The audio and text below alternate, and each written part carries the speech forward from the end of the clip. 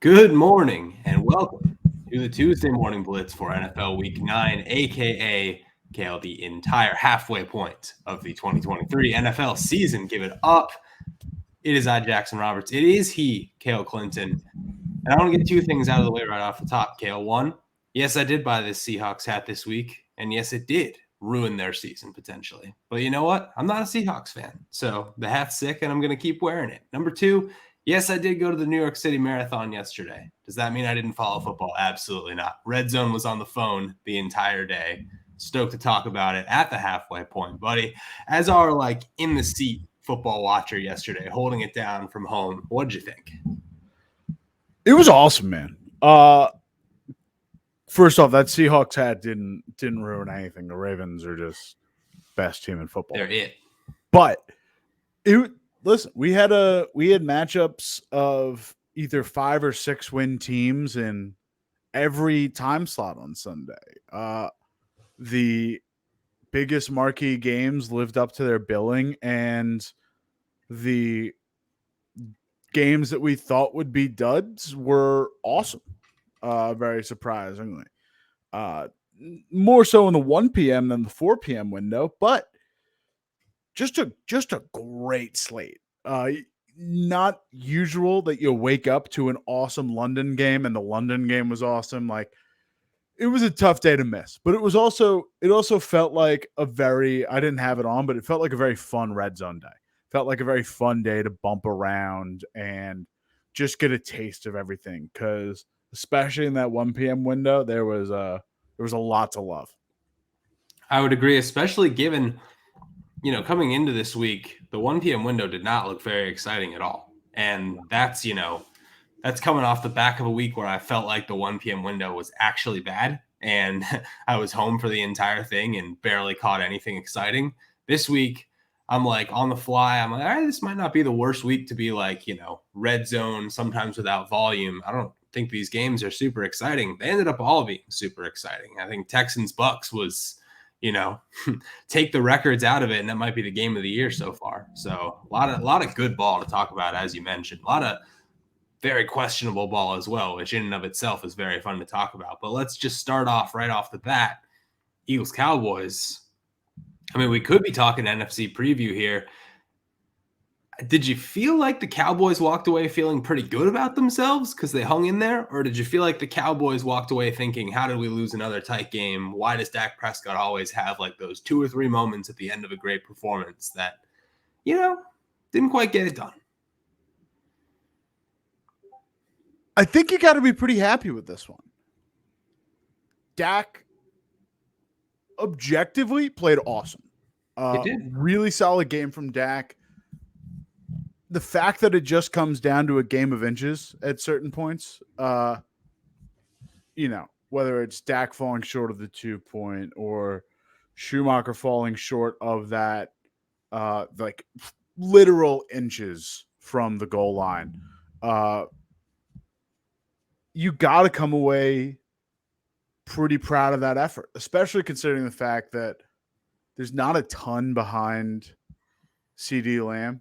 There's been emergent from both tight end positions, but I don't know, between Gavonte Turpin, Brandon Cooks, there's just not really a ton at the receiver position behind Dallas right now. And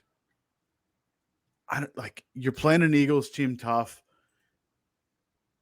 We'll get to some of the ref stuff that kind of decided the game late, but I don't know. This is a very good Eagles offense that went toe-to-toe with a very good Cowboys defense.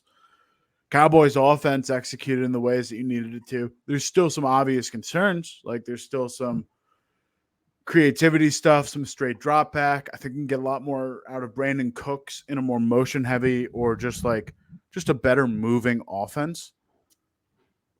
But all things considered, I don't know. Dak's doing the right things. There was a stat, I think Cowboy Stats and Info ended up retweeting it. Some of the Cowboys stuff is unsustainable. They just need more better base level play. Dak on third downs is averaging something like a half EPA per play. Like just straight up like 0.5 EPA per play. Far and away the best quarterback right now on just third downs. And you also look at some of their fourth down stuff. They're keeping in tow with the Eagles, going 3 for 5 on those fourth down things on a team like Philadelphia who just says like, hey, you need to cover us on all 4 downs. Like you need to play all out and just be there to stay toe to toe with us. Cowboys are able to do that. Cowboys are able to hang tough. And I don't totally, like end the game sack. Real tough way to go out. That whole end of game sequence that eventually led to the game sealing fumble. Just like a tough way to lose a football game. But I don't know. There's no moral victories at the top of the NFC or the top of the NFC East race. But the Cowboys end up with a wild card berth because of this. I think they're going to be one of the harder outs in all the playoffs. If this means they're close enough to beat them in the second go around between Cowboys and Eagles, I don't hate the Cowboys' chances. This is I don't know. After a couple tough losses for the Cowboys, this felt like a good reason to stay strong.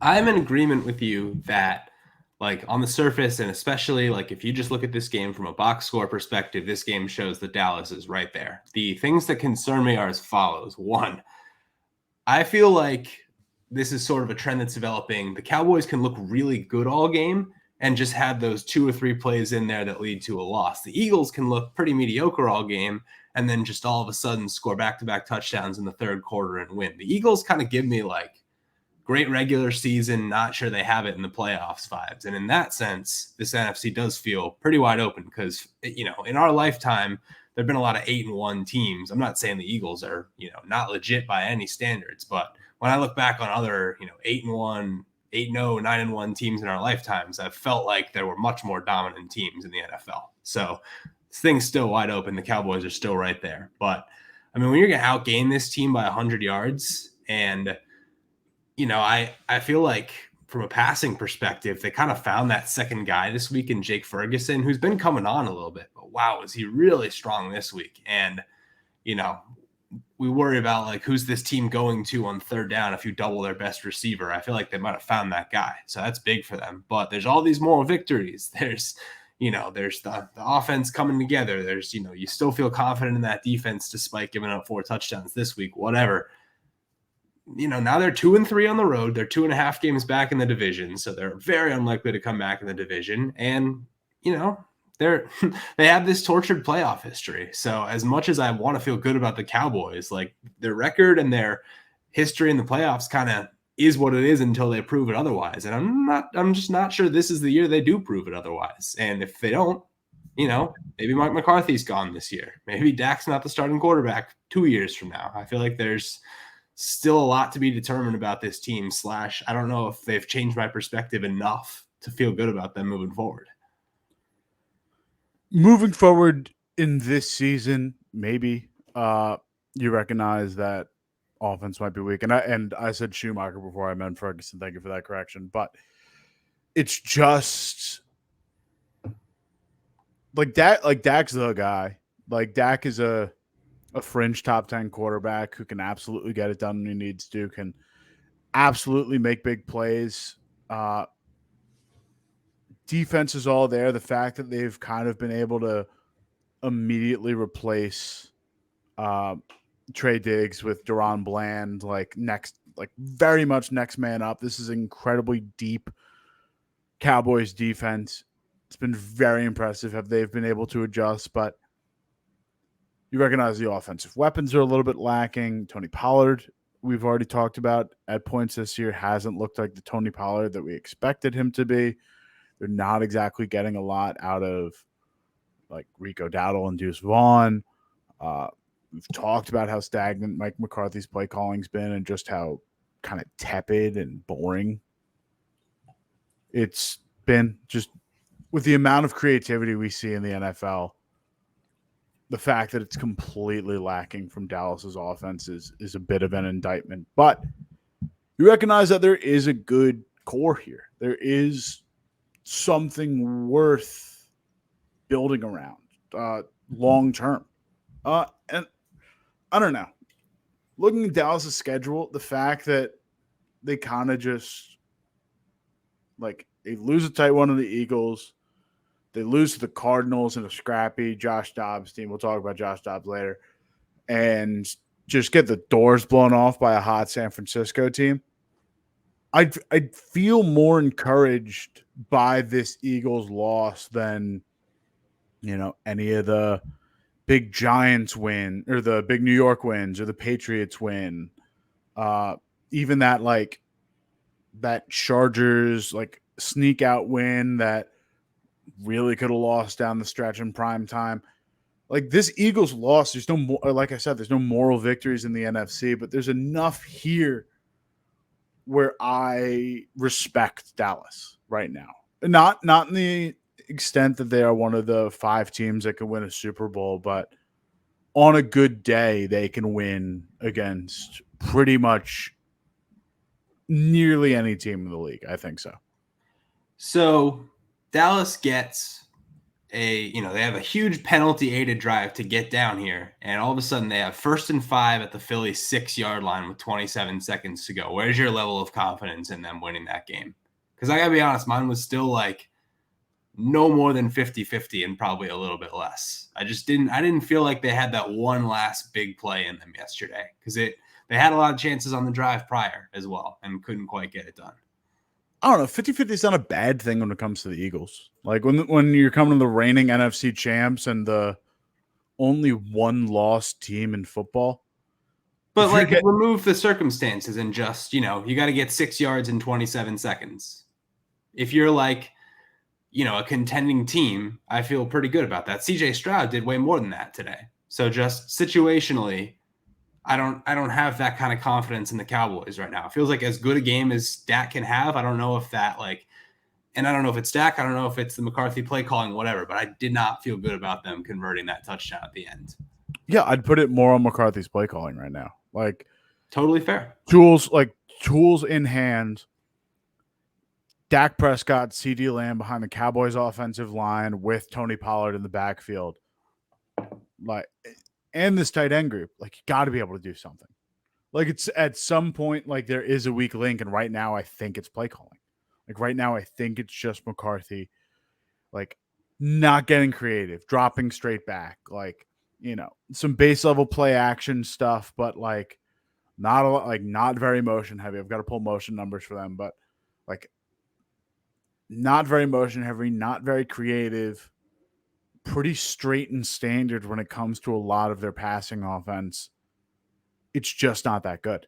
I don't know. There are certain times we talk about how Shanahan can elevate talent around him. Ben Johnson in Detroit can elevate talent by creative play calling. Mike McDaniel was able to do a lot with Cedric Wilson and Braxton Berrios, behind Tyreek Hill and Jalen Waddle, obviously. But there are play callers in the league who are creative enough and smart enough to attack defenses at their weak points and, more importantly, create advantageous or just plus margin situations for their offenses against a team's defense. Mike McCarthy's not doing that. Mike McCarthy's going out there, man on man, best on best. And in this NFL, when there's a logjam kind of at defensive talent where we've got so many offensive-minded head coaches right now that all the defensive coordinators in this league are smart and great, and there's more defensive talent at the coaching position and at the player position than it feels like there's ever been at any point, at least in my lifetime. You gotta be better than that. You can't just win mano a mano. You got to get a little bit more creative there. And I think if you break out anything there, you've got something better than, I don't know, taking a sack for 11 yards, the incomplete pass to Tolbert, delay a game. The sack was the play of the game. Terrible. Yeah. Can't happen. That falls on McCarthy. Even Kellen Moore is doing something different there. Like he's throwing a little bit of spice in there. It's not. I'm not gonna say like this is a total mea culpa on letting go of Kellen Moore. I recognize that some change needed to be had. You can't just completely recycle this team after the lack of positive momentum this team's had. But Kellen Moore's a young guy and he's a smart play caller. He's pulling one rabbit out of his hat. He's doing something. Yeah. Obviously Kellen Moore's not the answer, but some answer needs to be found. And that's kind of what I'm saying. Like, I feel good about this team making it to the divisional round. And then I feel bad about them advancing any further beyond that. Because I feel like in a close game, those same things are going to continue to happen. And that's totally an indictment. You're right, on the coaching staff. So until something drastic changes, until they win a big road game, which they've, not done twice this year, then I'm going to continue to think of them as probably the third best team in the NFC. Maybe the fourth, because we've had some Lions love at times as well. But from one questionable offense, I think we moved to another now. We had like a 30-second mini chat about this before the show, and we might be at different levels of concern here. But Buffalo, you tell me Buffalo's 5-4 at this point in the year. I'm raising a lot of alarm bells right now. But 24-18 loss in prime time to the Cincinnati Bengals, who now leapfrog them in the AFC standings, by the way. Where are we at with the always preseason favorite Buffalo Bills? Jackson. There is a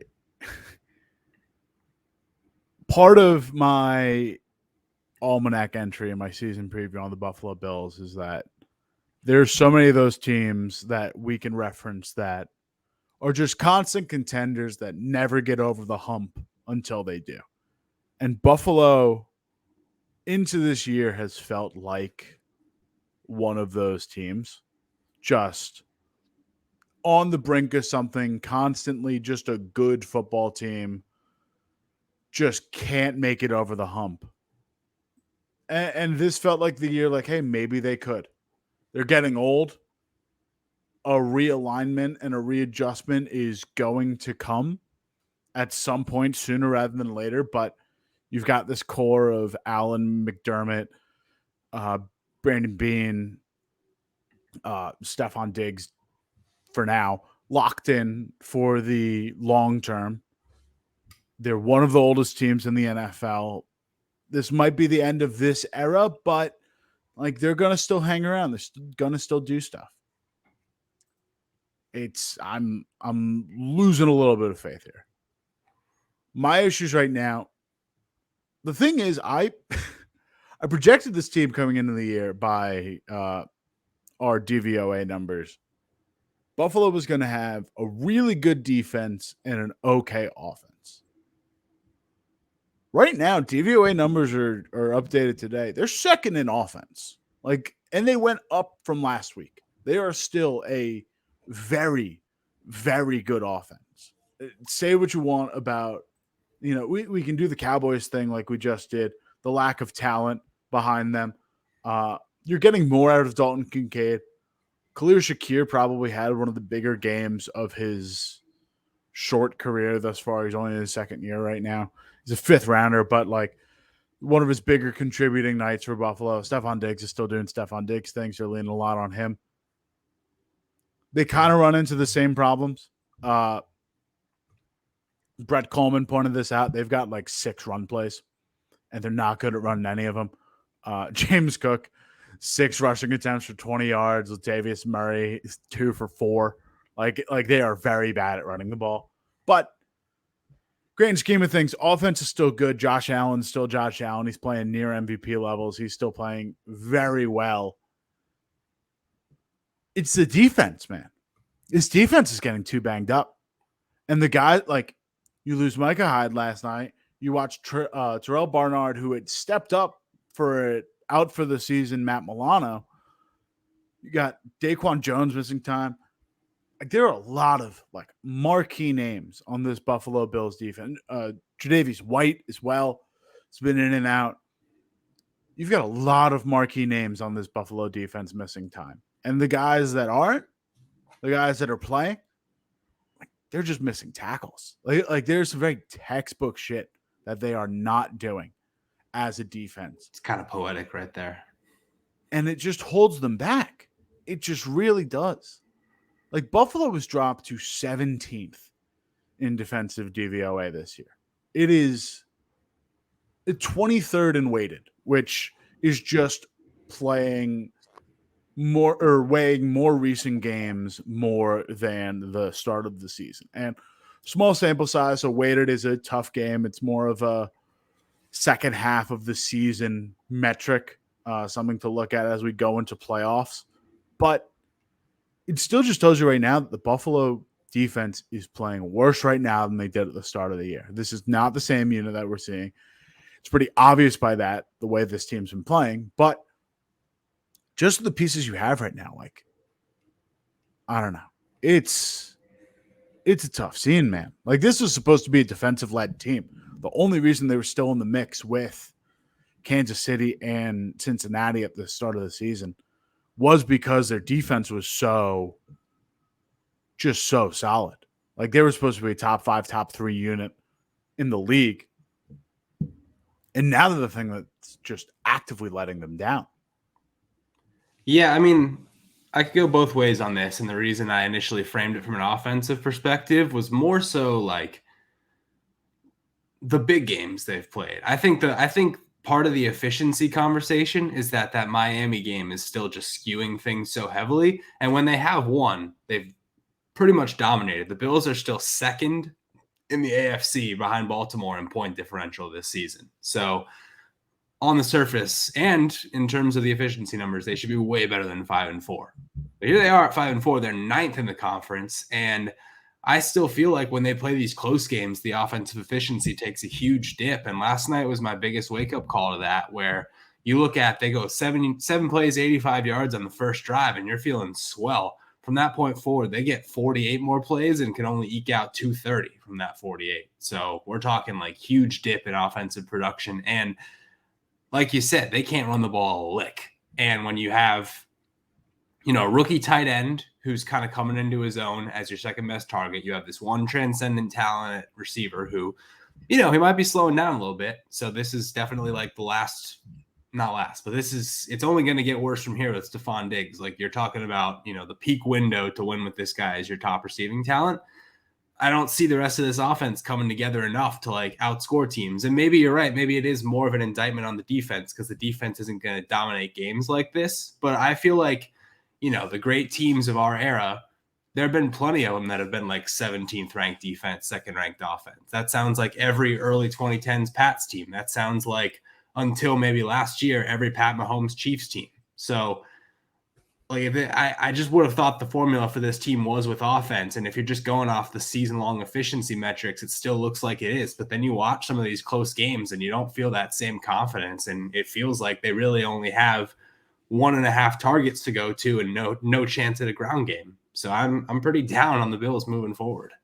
I agree too, because even in the season preview last year, I look back and I'm like, okay, like Bills were a good defensive team, had a bad offense, not bad, but like an okay offense. They're like 14th last year, right? Like really? No, surprised. They were also top 5. Really? They were also top 5 offensively.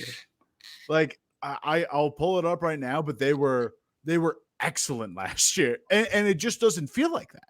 Like it doesn't feel like Ken Dorsey's generating it. Yeah, they were 2nd in total DVOA. They were 2nd in passing, 6th in rushing. Like it just doesn't feel like that. And I mean, is there credence to my blowout theory? Like when they're good, they're really good. But it's kind of like what people are saying about the Dolphins right now, where they play great when they win, and they, sometimes that's against not very good defenses. And then when they actually play these close games, they're okay, but they're not good enough to win. I want to talk Dolphins, but I mean they're just losing so many one-score games, and it's tough.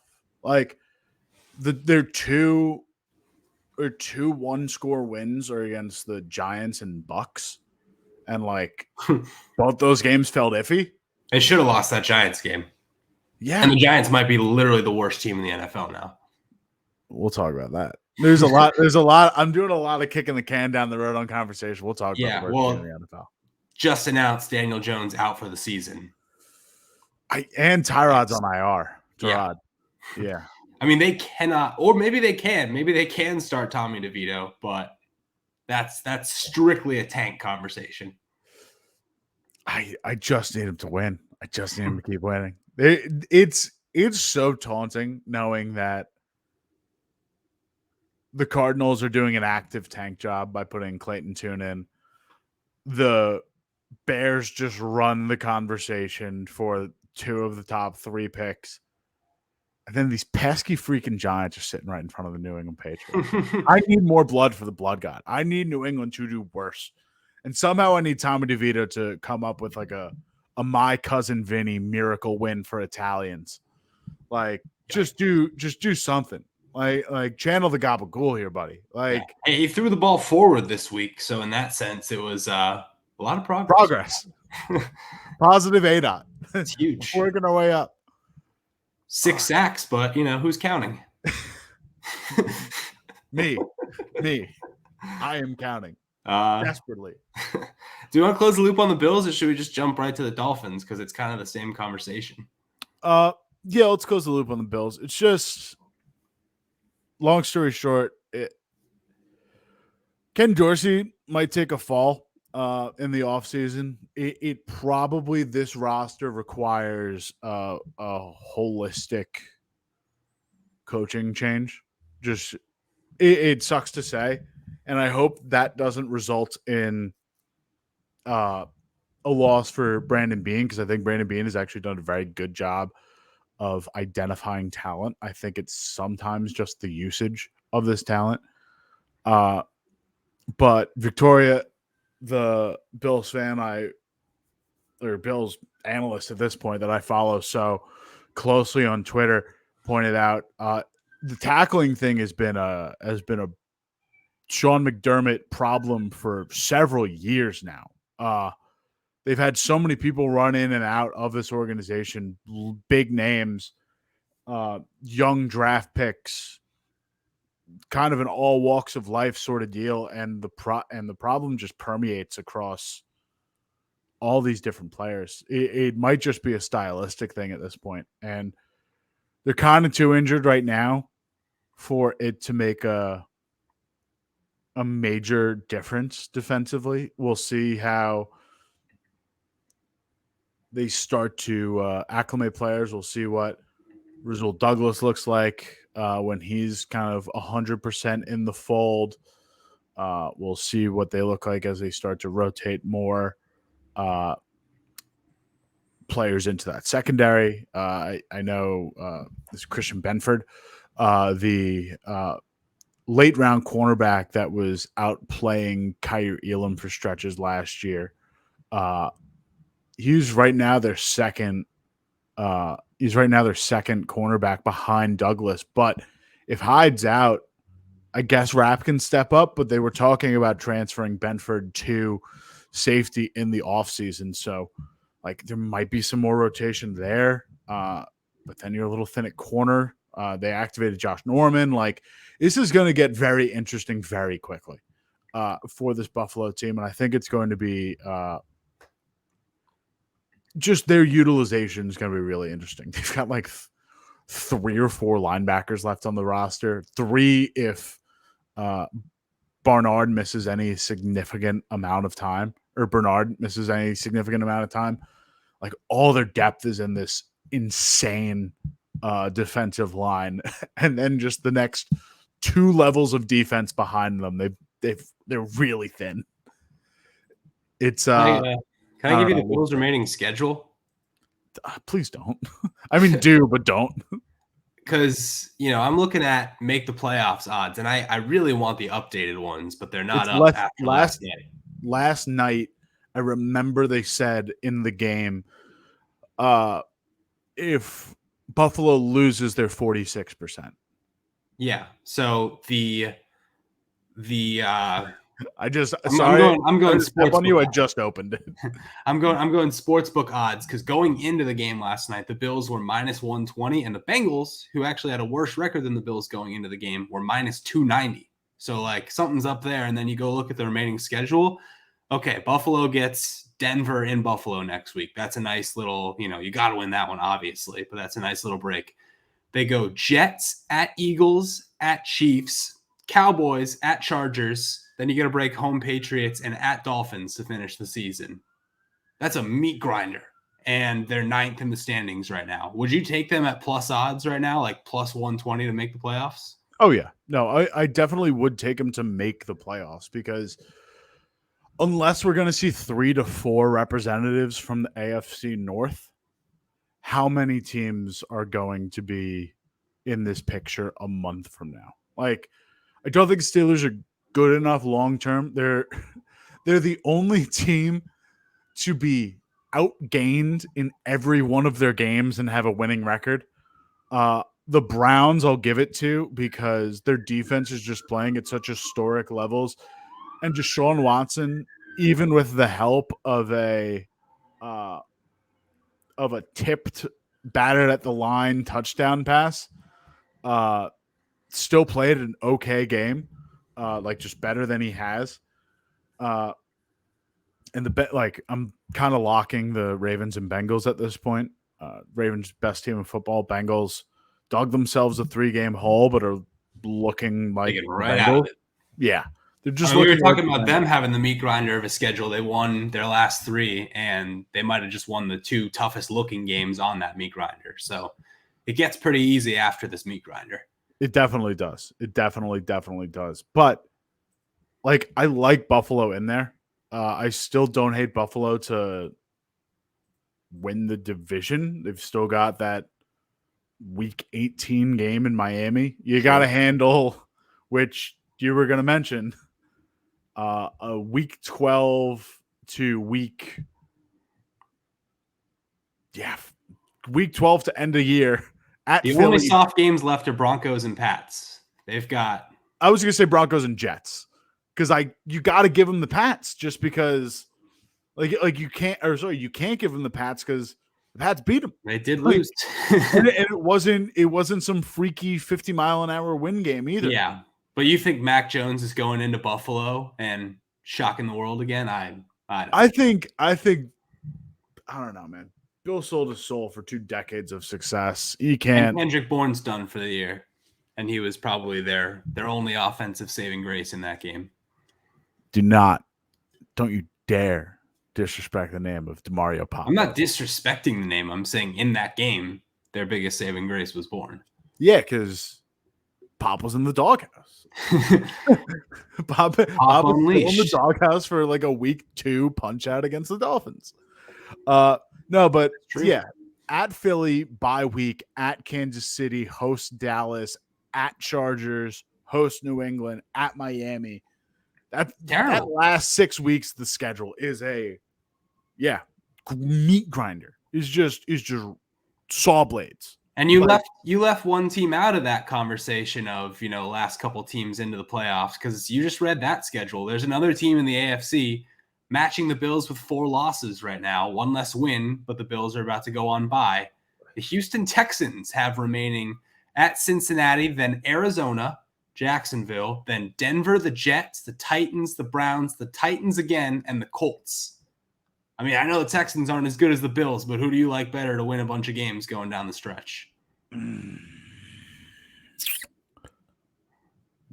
make me say it. The Bills are just so much better. This shouldn't be a conversation. I know it is. I know Texans don't have to play all those teams. I know. Texans don't have the Eagles, Cowboys, and Chiefs in back-to-back weeks. It shouldn't be a conversation. Sometimes it is. All right, let's talk Miami. All right, Miami lost in Germany yesterday. Das Football, yeah? Takeaways. Dude, this Kansas City defense is special with a capital S. I think that's the right takeaway. I do. I think that's the number one thing you take away from this. I also we could talk about this team. Just what Spags was able to throw at Miami, like running Tyreek Hill in press. Trent McDuffie, fantastic game in coverage. I don't know. Like there's it just feels like a ton of guys that we could shout out, like Leo Chenal, like adapting from last year. Chris Jones still just looks like, I know he didn't have the biggest game, but still just looks like an absolute like freak of nature out there. Like just a special defensive talent there. I don't know, big sack by Treshawn Wharton. Like they've sunk. I'm pitching a piece right now to FTN to write up just how this Chiefs defense got built, because their ability to just sink money into this thing, like securing Chris Jones to a long-term bag, is one of the best interior pass rushers in the league. Getting like hits across the board in the draft, figuring out kind of more fringe free agency pickups along the way, like flipping Tyrann Mathieu to then just have L'Jarius Sneed step up and be one of the better safeties in the league. Like just an impressive gambit there. They're just the trade back with New England to still get Trent McDuffie. Just fantastic work. So many different guys that you can point to as just true special talents on this Kansas City defense. We'll talk about the one play that stood out to me the most later on. Spoiler alert, another kick the can down the road. If people watch that game, I hope they know what I think you should know, yeah. But Patrick Mahomes talked at the end of the game about how this defense shouldn't just be in the conversation for best defense he's ever played with, but best defense in the league currently. I won't totally go that far, but he's not far off. Like they're top 3 right now for sure, close to top 5. They're winning games by the defense carrying. Like the Chiefs got shut out in the second half. And Mahomes also said they're going to figure out this offense. And at this point, I kind of give him benefit of the doubt, because my other takeaway from this game is that Miami should be pretty impressed with how this defense is starting to come together. I mean, they only gave up 14 points. That's what I'm saying. Yeah, like they held a Chiefs defense or Chiefs offense that's still top 5 in the league by offensive DVOA and still one of the best teams by EPA per play, and really shut them down. Like Mahomes box score wise looked fine, but like they were able to handle Travis Kelce. There were no like outward massive mistakes by like there's no big Sky Moore drop. There's no big Kadarius Toney screw up. Like this is just a solid overall game by the Chiefs, outside of some wide receiver pop passes that really didn't do much. But beyond that, like, I don't know, this is a really solid, like just well-rounded team that has a couple things to figure out. But I don't know, like the Chiefs are just awesome and Miami hung in there. My real concern at Miami is the fact that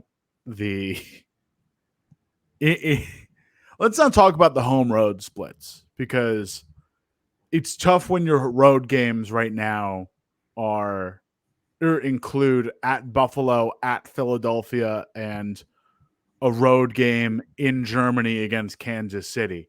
That's going on the road, all right. But in games where the Dolphins score under 30, over 30, they are 1, 2, 3, 4, 5-0. They're 1-3 when they score under 30. And the one win was against a Patriots team that was a couple degrees on a lateral off from maybe stealing that one away from Miami. Mm-hmm. When this offense can't cook, it's becoming a problem. We never ask a woman her age, a man his salary, or the Dolphins about the strength of victory of the teams they've beaten so far this year. I'm not even complaining about strength of victory because, like, you looked at it. I get it, man. But like the Bills game was a blowout. Yeah. Eagles game, like, I don't know. Eagles and Chiefs both felt closer than that one Bills blowout. But like the run game starts picking up. Raheem Mostert was huge for helping out Miami late in that game. It's just this passing attack. Like it's so good when it's firing on all cylinders, and then when it's just not, like Tyreek 8 for 10 for 62. Like the longest play, the only passing play they had over 20 yards yesterday was Cedric Wilson's lone 31-yard touchdown catch. But I don't know. This is like we ran into this last year where we started watching this Dolphins team run out of explosives on offense. You run into San Francisco and then LA and then Green Bay, and you just run into over and over again teams that are able to kind of completely stifle what looks like the hottest Dolphins offense in the league. And I'm not putting a lot of this on Mike McDaniel. I'm not putting most of this on Tua. It's just like we're starting to have rubber meet the road again. Like we're starting to hit that same rhythm of last year where it's midseason. Dolphins team was the talk of the town. They're starting to get blown up on offense again. And what's your counterpunch? The counterpunch used to be the short motion, the cheat, the like get Tyreek out into a bubble and into motion before the ball snaps, so he's got mobility and can't really fight off a true press. Like you showed that hand. What's next? And I'm not saying you got to constantly innovate and come up with new things, but like you got to have a plan B when stuff goes south, and they didn't really this week. Yeah, well, the rubber's about to meet the road because how real is the A train? He should be back for their next game after the bye, and that could be the counterpunch right there. I mean, we talk about like how much do running backs matter. That 2 weeks there where they had both running backs cooking looked like the best offense we've ever seen. So I recognize strength of opponents is something, but they have a chance to kind of get fat on the upcoming schedule. When they come off the bye, they play the Raiders, then they play the Jets. So they have 2 Jets games coming up, and I almost feel like those are the most telling games on their schedule so far, because their 6 wins are all against bad teams. Their 3 losses are all against really good teams. So now we get to the point of the schedule where they've probably got to win 4 of their next 5 to solidify the division, because it goes Raiders, Jets, Commanders, Titans, Jets again. All very winnable games. And then to finish the season, it's Dallas, Baltimore, Buffalo. That could be where they lose the division right there. That could be your Bills' case to win the division. That could be your Jets' case to win the division if they win one of those 2 Miami games. So a lot still up in the air. And if Achan's not that counterpunch that we're talking about, then I don't really know. They're the best offense in the league from an efficiency standpoint. We can't argue that at all. But we've seen it 3 times now. They score under 30 points. Doesn't go their way.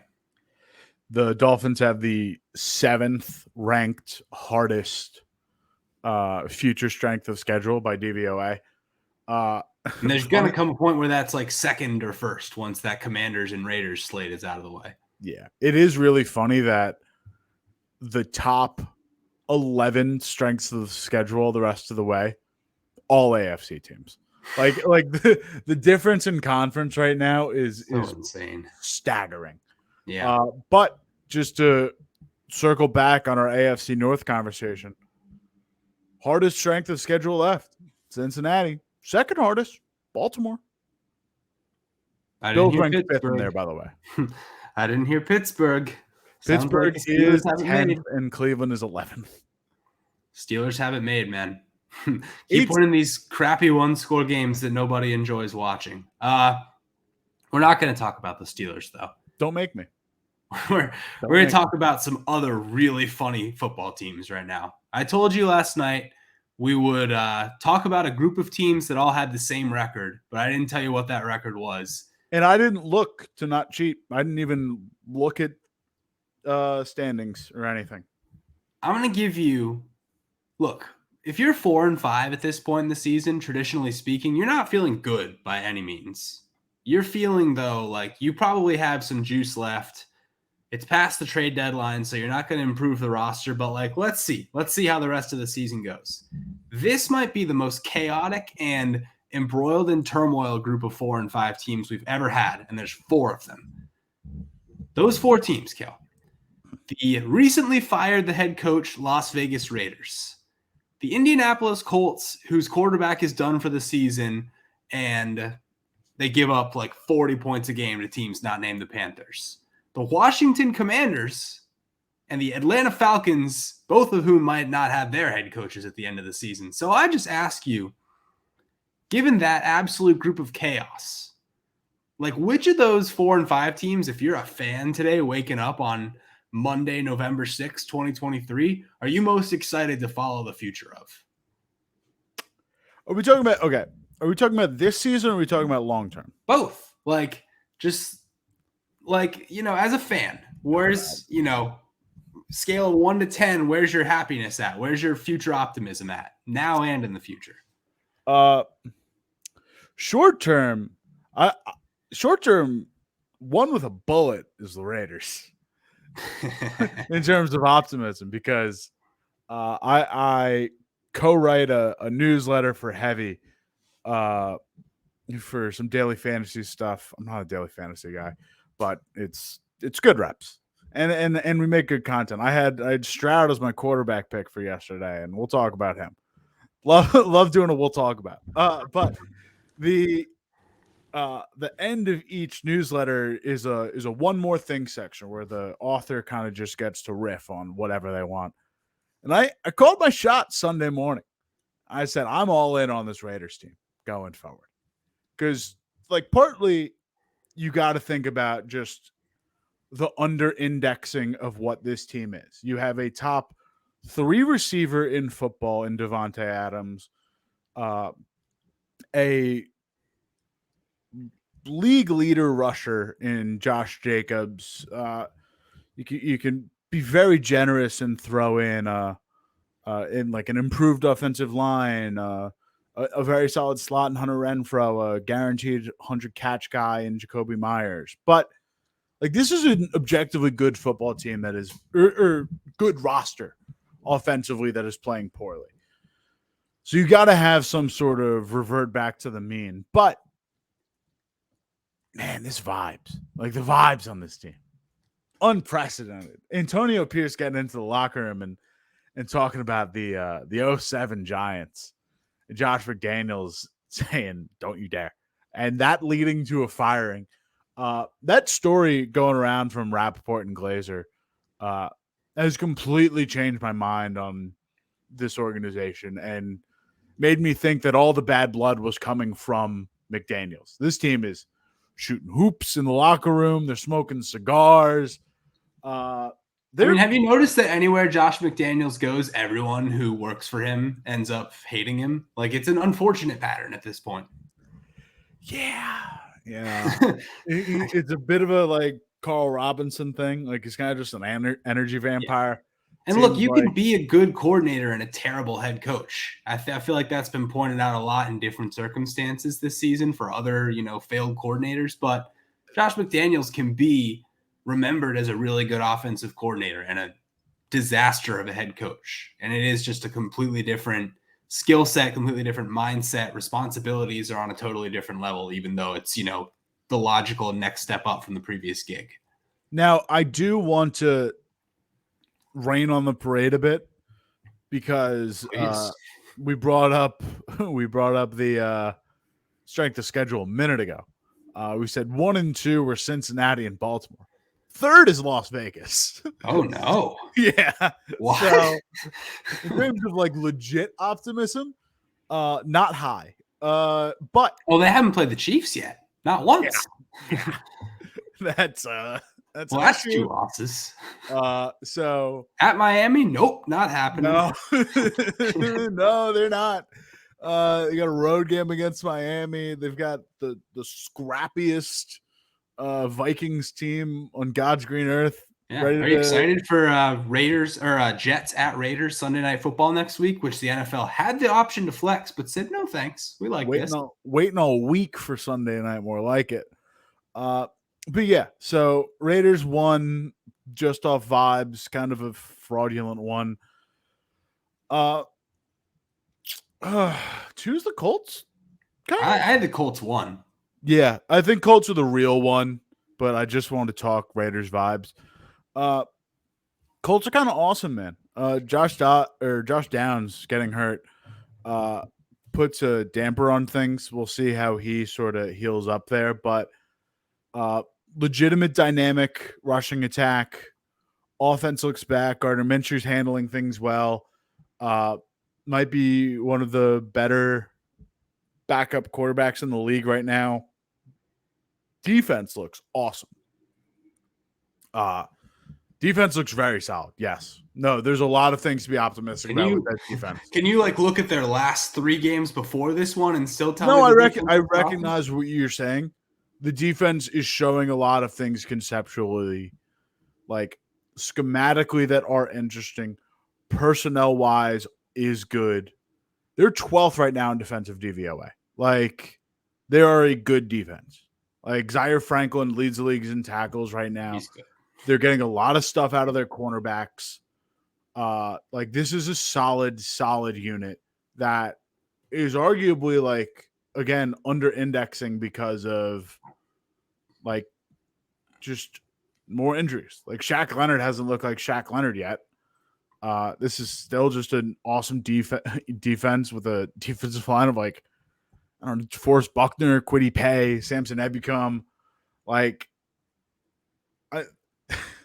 I don't know. Like, their secondary is the weakest thing. Kenny Moore had 2 pick sixes yesterday. Like, this is a good ass group, and it's a lot of fun. And just to cover the other 2 bases, I got Commanders 3 because there's just a lot of holes, but there's a lot of fun there. I hope that the Commanders losing. Or not losing, but like if Ron Rivera goes, I hope it's just a direct promotion to Eric Bieniemy, because the offense looks good. Sam Howell might not be the guy, might be the guy. Who knows? He's just too young to kind of figure out right now. But the rest of the offense looks good. And if you're just hitting hard reset on defense, we'll see. But I think there's just like a ton to be optimistic about in house there, and they're kind of balling out right now. It's New England, but with that offense going against that defense, it's a pretty impressive sight. And I'm just last on Atlanta. It's weird. I'm last short term, but first long term on Atlanta because you recognize all the pieces that they have, and whether it's the offensive guys on rookie deals or the defensive guys like Jesse Bates and Calais Campbell, I think is locked in long term. But like, these are just guys that are like, your core is there long term. Like, you're pretty set on who this team is. Well, what does core necessarily mean though? Because I can be with you on that in terms of like top to bottom roster talent, but to me, a core in football typically revolves around head coach and quarterback, and of the 4 teams, the Falcons are the furthest from having that. Which is why I'm about to say I'm least optimistic on them short term, because you can plug in.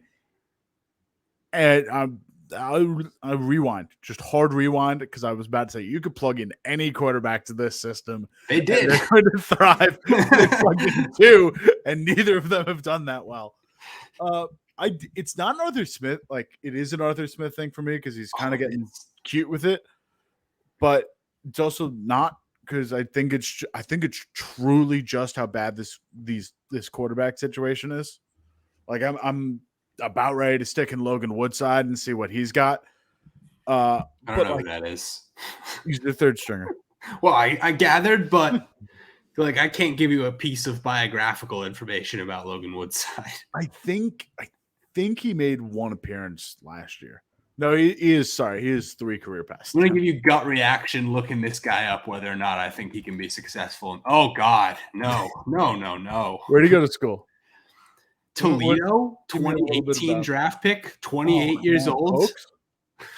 Yeah, dude. This guy's he doesn't have a winning QB face. That's rude. Put that out there. I'm very aesthetic about my quarterback stuff. It's why I'm so low. Are you a coward guy? Like a cowherd, not coward. I'm sort of behaving like one, aren't I? Yeah. He's got to be the good-looking guy. This is not a guy. This is so not a guy if I've ever seen one. But I don't know.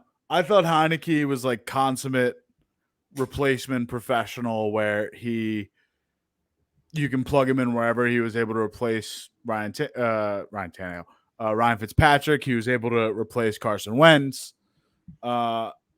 Like whoever was coming out, he was coming in and doing just as well.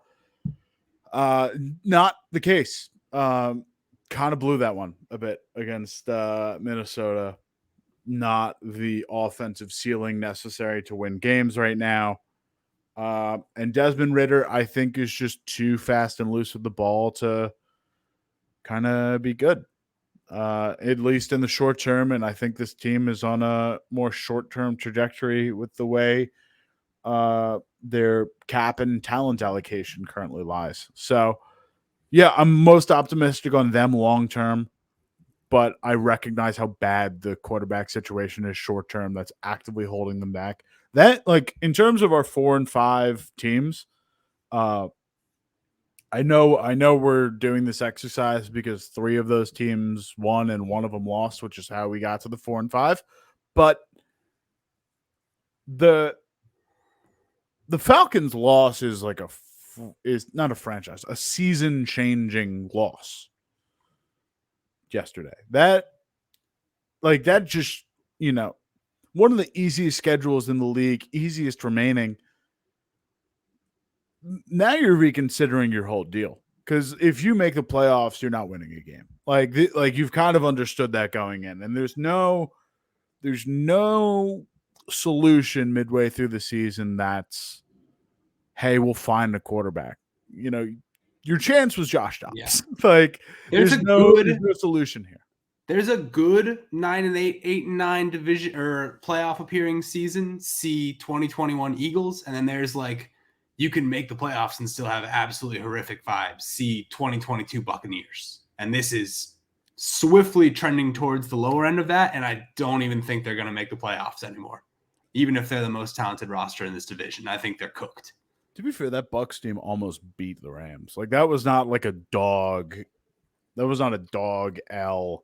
You're thinking of the previous year. You're thinking of 2 years ago Bucs. You're not thinking of last year's Bucs team that won the division at 8-9 and got boathoused by the Cowboys in the first round.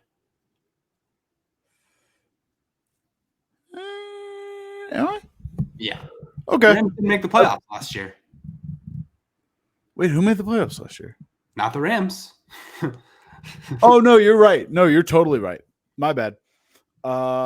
Yeah, that was the game where it looked like Brady might have like his second 28-3 performance, and they would win back-to-back. No, you're totally right. You're totally right. And he did retire after that game. That's should have been the last game. Okay. I forgot he retired like 3 times. Okay, no, we're on the same page now. Thank you. Yeah, this is not a good playoff team. Like it's not a great team. It's not a good playoff team. And yeah, I'm not trusting them to win anything right now. And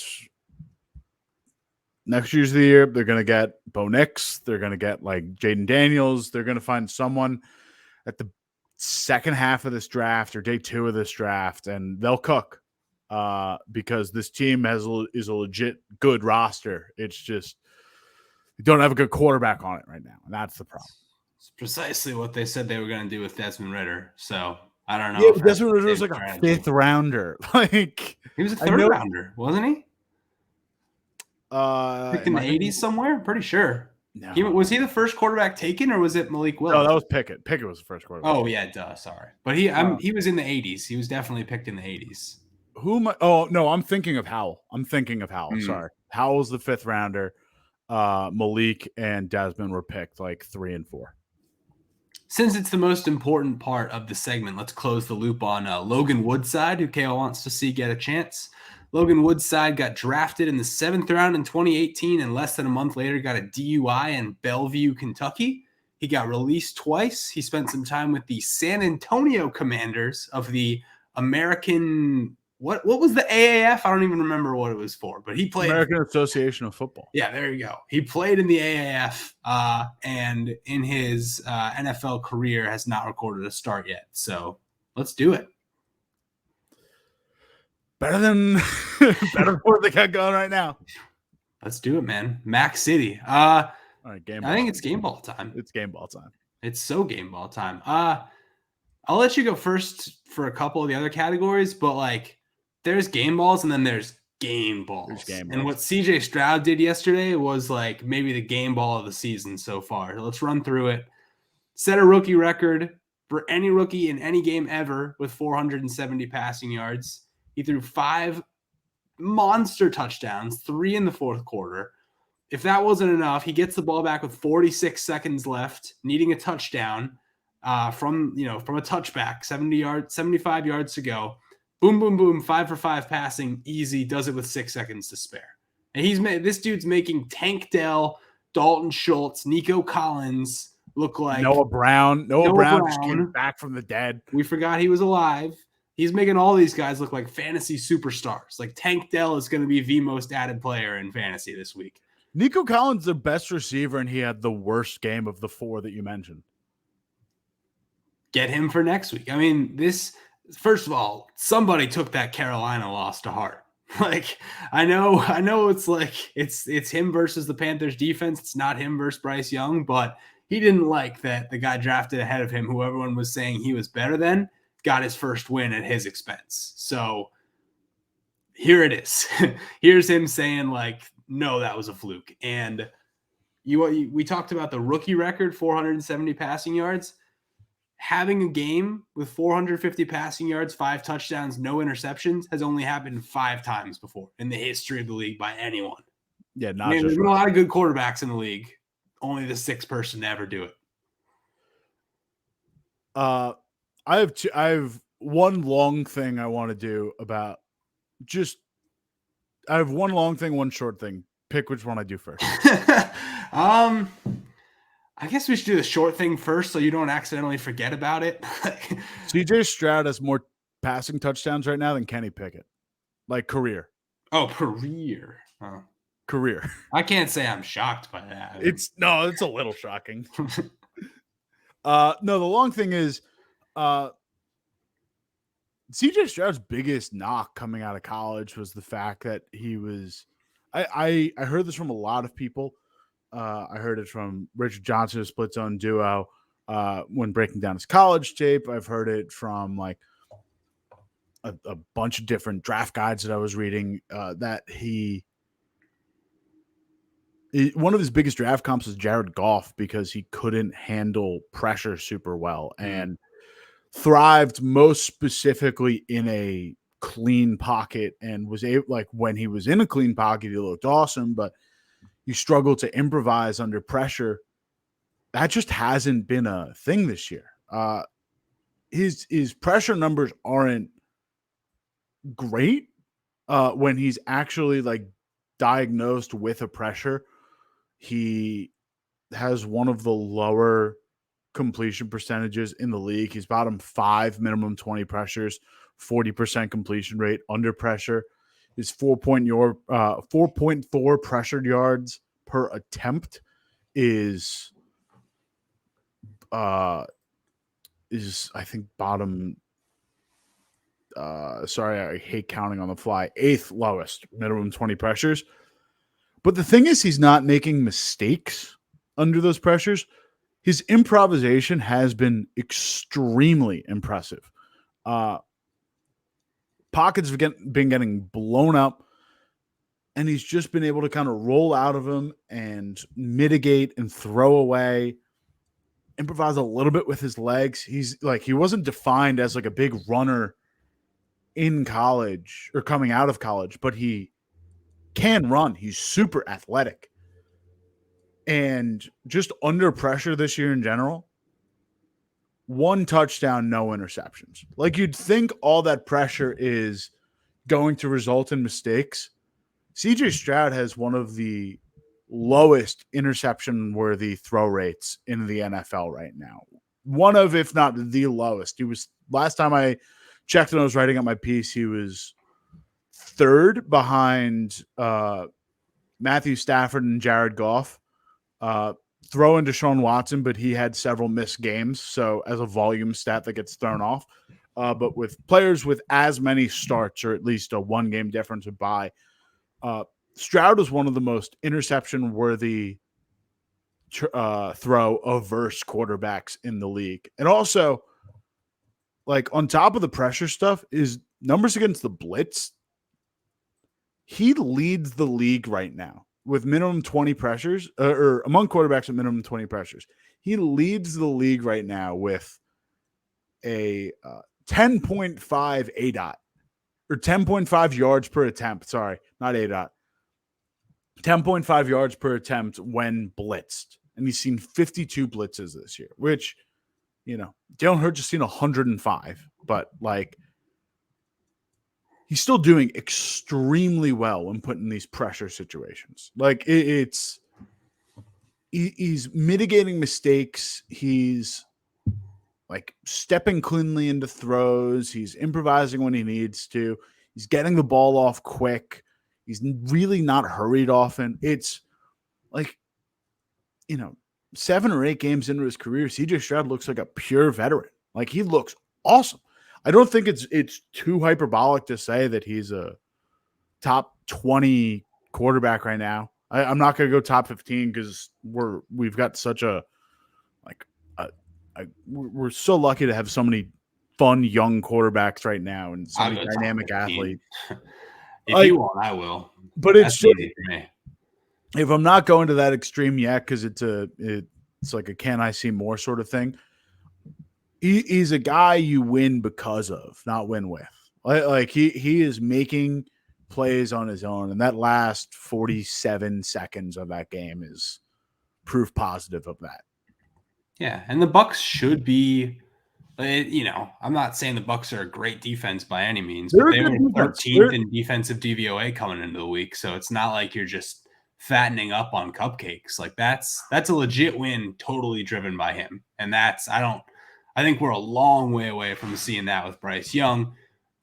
I mean, Will Levis, Anthony Richardson, who knows anything at this point, but it's like no longer even, we're not talking about him in the conversation with those guys anymore. We're talking about, like, would you rather have him or, dare I say, Goff to win you a game right now? Like, is he on that level yet? It's getting up there. We'll see. Like, I love Stroud's talent, but I'm always hesitant to anoint a guy with such little sample size. I mean, Exhibit A, Jackson, McCorkle. Oh, well. He was top 10 DVOA as a rookie. I get that. I know it's more like games manager stuff. Nothing was as impressive, but like, he's still a top 10 quarterback as a rookie. Like, you got to at least see with these things. Again, situation much better, admittedly. And by that, I mean, it got much worse for Mac. Yeah. But no, Stroud's awesome, man. Stroud is a special, special player. Yeah, the Texans have the 20th defense in the league right now. That Patriots team was, you know, top 5 all year long. So I just think they're inherently different circumstances. And, you know, a lot more has been heaped on the plate of Stroud earlier in his career. So that's why I'm more willing to go there. But a big thing. I get the parallel. Yeah. I get the early sample size for sure. The trust is a big thing. What they were willing to kind of put on Stroud's plate this early in his career is, again, very impressive. I mean, he led 3 fourth-quarter go-ahead drives yesterday. You didn't see rookie Mac Jones doing that. You don't see really any rookie's doing that nowadays. Like maybe rookie Justin Herbert, but they would still find a way to lose that game. And other than that, like there aren't really any recent examples. So feeling good if you're waking up in Houston today. My offensive game ball, complete opposite end of the spectrum. Not a young guy impressing, but a veteran that is just infallible. I do want to give a small shout out game ball to Amari Cooper. Like not a remarkably special game, but just absolutely dominating when he needs to, kind of saving his quarterback's hind. Run game wasn't manifesting. Was really the only play generating major explosives for Cleveland and saved Deshaun Watson by catching a ball that ricocheted off a defensive lineman's helmet for a touchdown. So big swing play, big athlete, Amari Cooper. But game ball goes to Minnesota Vikings emergency quarterback Josh Dobbs. Jaron Hall was going to start this game. And he gets knocked out first quarter with a concussion. Josh Dobbs, Jackson, did not know his teammates' names. Did not know the playbook. Quote from Kevin Seifert, Minnesota Vikings reporter for ESPN. Josh Dobbs didn't take a single rep of the offense in practice. No snaps from center Garrett Bradbury. Had never thrown passes to anyone and didn't know most of their full names. That's for next week, Dobbs said in the press conference. When it was time for Dobbs to come into the game, the Vikings offense huddled on the sideline and went through the team's 5 primary cadences, according to the right tackle Brian O'Neill. That was the first time he had gone through it with the rest of the offense. Josh Dobbs said he was not afraid to tell people what he didn't know today. Per receiver Jordan Addison, that meant coming into the huddle and saying things like, "Okay, what do I have on this side?" said Addison. And we were telling him. Everyone was letting him know. Kevin O'Connell was calling it like the most impressive thing he had ever seen. Josh Dobbs at one point in the press conference, he also led that press conference off by saying, "Hey, everyone, I'm Josh Dobbs. It's nice to meet you." Like introducing himself to the Minnesota media for the first time. But Dobbs said in the press conference, in this league, there is never an excuse for your circumstance. I learned that from Mike Tomlin. Usually people don't care about your circumstance. They just want to see you succeed given the circumstances you're given. All in all, Dobbs not only like, call the game what it is, 20 for 30, 158 yards, 2 touchdowns, a few sacks in there. But, like, he's not just going into a game like, all right, we got a little skeleton offense. I run a Shanahan-esque system elsewhere. I can figure something out. He's not just, like, picking up plays and they're like, talking it out in the huddle. They're running quick game. Like, they're running no huddle, hurry up. He's figuring this out and doing it, just executing at such an above and beyond level. Being able to put up a game-winning, game-clinching performance for that Vikings team that's been really down bad. Whole season looked lost when Kirk Cousins was ruled out for the year with an Achilles injury. Josh Dobbs is single-handedly saved this Vikings season. Packers pick up a win.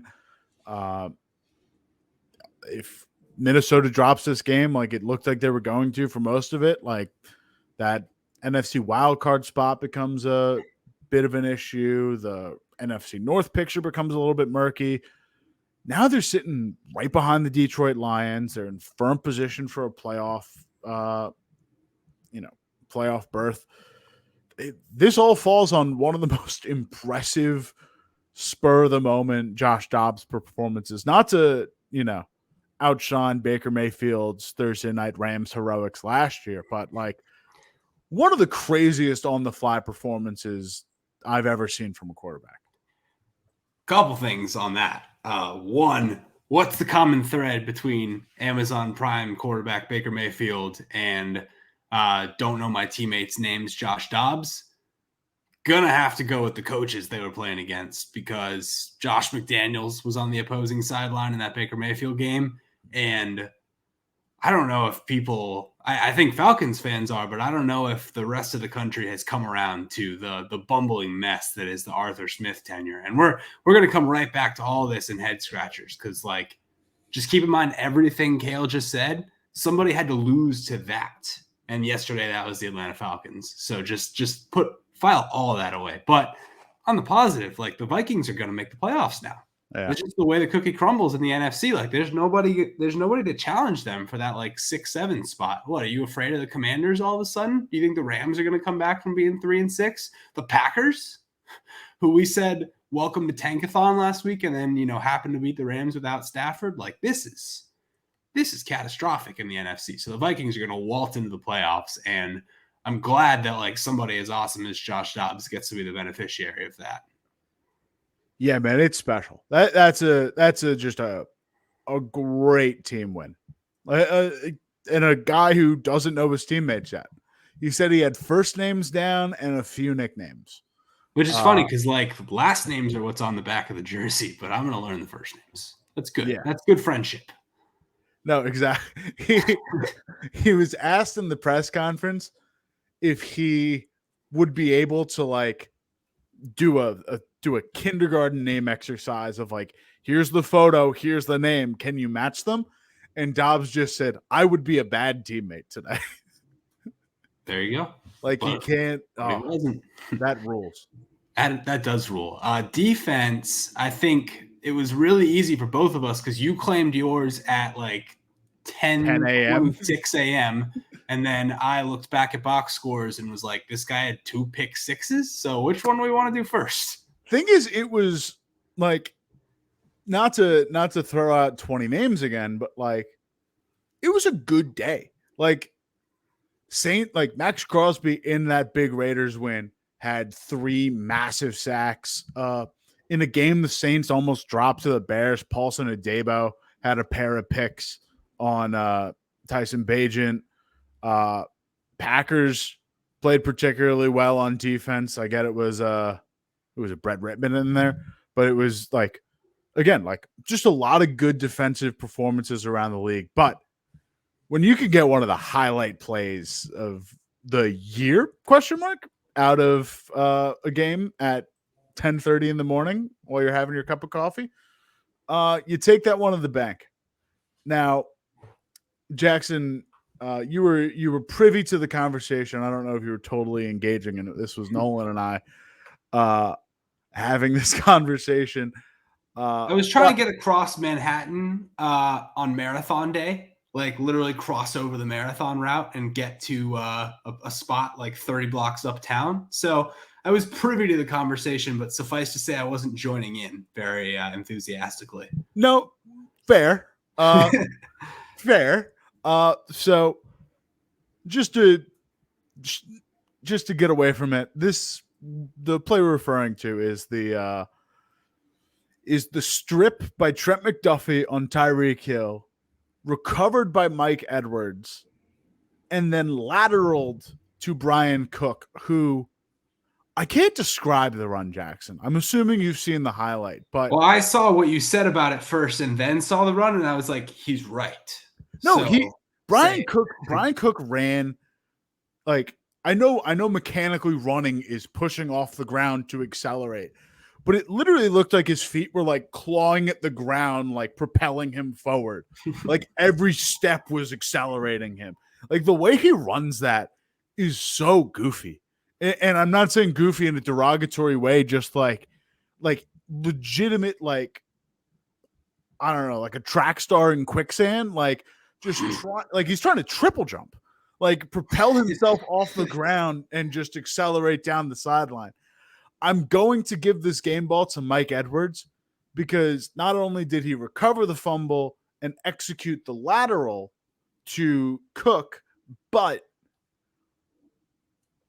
like Edwards is in the grasp, gets the lateral off rugby style, and then gets out of grasp turns upfield and blocks. Like, that's heads up football. That's teammate play. Like, that's execution, brother. That is fun. Yeah, brother. The Chiefs are the lateral team. We've said it for a long time. Some of it Andy Reid doesn't even like condone, but it happens anyway. And that was the best one of their history. This was my MO like 2 weeks into the season. Like, we need more laterals in football. Like, we just need more. Win, lose, whatever. Offense, defense, doesn't matter. Like, we need a little more rugby in the game. Let's extend plays. I mean, football, because the season is so short, because every like game, every play, every moment is so important and people's jobs are on the line, like it's such a risk-averse profession. And all anyone can think about is like, well, if I run the lateral play and it blows up and the team gets a touchdown the other way, think last year's Raiders-Patriots game, then, my job's on the line. I'm going to get fired. But like, that can happen. That is more common if it were to happen more often. So, and it's just a short lateral. It's, just make the one quick lateral play, and it works. So I don't know what else to say. That it works. No, that play was cool as hell. And that's up there for just cool play of the year. Not even like particularly show-stopping highlight, just like just cool play. Way to make it work. Cool. Guy made 2 cool plays yesterday. Kenny Moore the second. He had a 49-yard pick six. Then he had a 66-yard pick six. And his team won by 14 points. So Kenny Moore 14, Colts 13, Panthers 13 yesterday. They both happened on drives where if the Panthers go down and score a touchdown, it's a 3-point game. So at neither point was the game anywhere near over. And Kenny Moore just like completely took it over in both circumstances. And sorry, I don't want to rub too much salt in the wound here, Panthers fans, but those pick sixes both came at the expense of the guy that got drafted right ahead of CJ Stroud. So tough. It's not even like a CJ Stroud thing for me. It's just, sorry, it's not a Bryce Young thing for me. One of those plays is bad on Bryce Young. I think it was the second. Yeah, it was the second pick six. Like, Bryce Young running away from pressure, still young and naive enough to think, I'm going to try and make a play out of this, especially throwing across my body into the flats where no one else is there. That one tough. Tough decision. Overthrows his guy, Kenny Moore. No one's there to stop him. First one, athlete. First one, just like hard route jump, 49 yards. That is just heads up awareness. Deron Bland has been super big on that this year. I think all 3 of his pick sixes have come just from jumping routes to the outside. And that's just an athlete being an athlete. And Kenny Moore, that's a goddamn athlete. Yeah.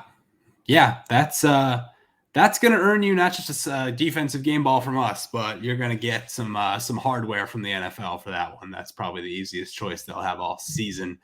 Not to be outdone, these special teams game balls, I think we both did a little more digging than average. Well, you didn't have to go digging for this because it was like the special teams story of the day yesterday, but still like for context very much out of character for these special teams game balls. So I'm very glad we get to include it. Yeah, not often that you can do the like go ahead game winning kick that I typically go with for special teams game ball, and give it to a non-kicker, running back, Dare Ogunbowale, coming in for Kaimi Fairbairn on the Houston Texans, goes down with an injury late in the game. Ogunbowale steps up, drills a 29-yarder. Now, Jackson, you're thinking like, oh, I remember Brady doing pooch punts. I remember whatever. No, Jackson. No. Ogunbowale is the first non-kicker or punter to make a field goal of any kind since Wes Welker did it for the Patriots in 2004. And Dare is the first running back since 1978 since Tony Galbraith. That's for CBS Sports. That's a gem. You are in you're in a league of their own, or a league of your own there for, what is that, 45 years since a running back's done what you've done. That's rare air. That's good company. Yeah, I remember that Cowboys safety whose name I can't remember, like stepping in for their injured kicker, who I think was Dan Bailey at the time, and making a bunch of kicks, like doinking one in off the uprights. But they were, blowing out the crappy, I think maybe it was even the Chip Kelly era 49ers at that point. This was like the most crucial kick of the week regarding the circumstance, and the guy comes in and nails it. Like, I know it's 29 yards, but a running back 29-yarder has to be considered like a kicker 64-yarder, and he nailed it in the biggest possible moment. So not exactly up for debate. I think that's your special teams game ball of the year so far as well. It makes me like rethink the that ninja kicking tweet. The one that's like, I'll never understand how college and NFL kickers just how people are allowed to just miss kicks. Just make the kicks. Just make the kick. And it's like, yeah, like that's, this is a tough profession with a ton of factors. Yeah. I don't know, man. A running back just made a 30-yarder. So yeah. Tough look on Riley Patterson of the Lions, who I think it was Monday night, right? Last week, where he missed a 26-yarder. And it was like, oh, haven't seen that in a while. And the game wasn't close at that point, but I sort of like marked that down mentally as one of my, like, are we sure we can trust this guy? And then following that up 6 days later with a running back making a longer kick is a really tough look. So let's not take away from Dare. What a performance. What a moment. I'm going to give mine to a kicker because the Cowboys lost, but I've been doing, this is my second straight week now of doing, a kicker game ball to celebrate a great start to a career. Last week it was Cameron Dicker. This week it's Cowboys kicker Brandon Aubrey, who made a 51-yarder shortly before halftime yesterday to go 19 of 19 on field goal attempts in his career as an NFL kicker, rookie season, setting a new record for consecutive field goals made to open a career. So kicking is all about first impressions. Kicking is all about accuracy. This guy's infallible, it appears, which is funny because he actually missed his first extra point attempt, and that was before any field goal attempts. But he hasn't missed anything since. So Brandon Aubrey, especially as a Cowboys kicker, like there's some recent history there with Cowboys kickers being very untrustworthy. So if this guy is super trustworthy, that's big for them moving forward. It is. Cowboys have had some hit or miss special team situations in recent memory, to say the least. But I don't know, getting one of the young guys in who's just like successful off the bat, awesome. He's my full disclosure, my only experience with Brandon Aubrey has just been fantasy kicker, where I drafted I can't even remember his name. Didn't you draft Andre Schmidt or try to? Yeah, I drafted Andre Schmidt, who was cut by the Bears 3 weeks prior to my fantasy draft. And I'm like, all right, let's just pick anyone up. All right, Cowboys are a good offense. They'll be kicking a lot. Let's go Aubrey. And Aubrey's been money. So hats off. Everyone has their kicker impressions based on fantasy, man. Like my fantasy kicker all season's been Matt Gay, and I think he's the greatest kicker alive.